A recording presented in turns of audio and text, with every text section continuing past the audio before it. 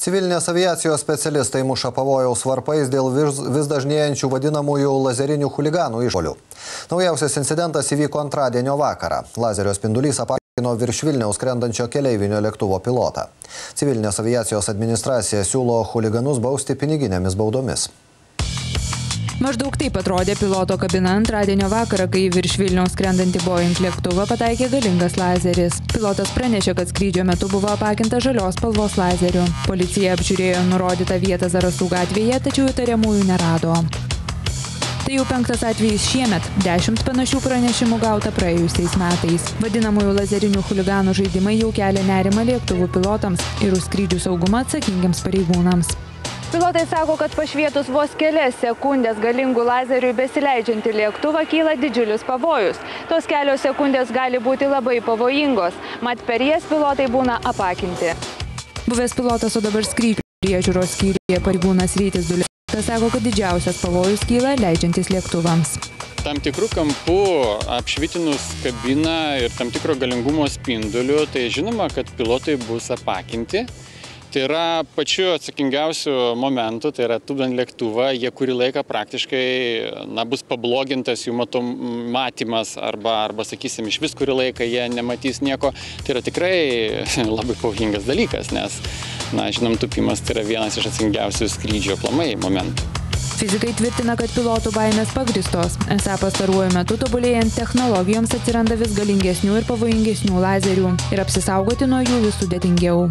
Yra du būdai, kaip lazerio spindulys gali pakliūti į akis. Tai vienas yra, kai tiesiogiai, reiškia, lazerio spindulys pataiko tiesiai į akį.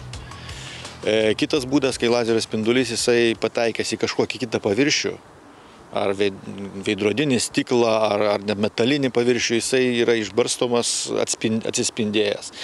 Tai tiek ten pagal klases, aš dabar tiksliai neatsimenu, yra vieni, kurie turi pavojingi, kai tiesiogiai pataiko, jau paskui yra kiti, kur pavojingi ir netiesiogiai pataikė, o išbarstyta arba atspindėta šviesa pavojinga išdeginti. Tai iš principo tie galingesni, kur galima įsigyti, jie pavojingi yra atsispindėję, jeigu žmogus taiko į tą lėktuvą kažkur, tai tas spinduliukas pataiko į kokią nors metalinę konstrukciją viduj piloto kabinoje ir pilotą gali apakinti, tai ar kylant, ar leidžiantis, skrendant.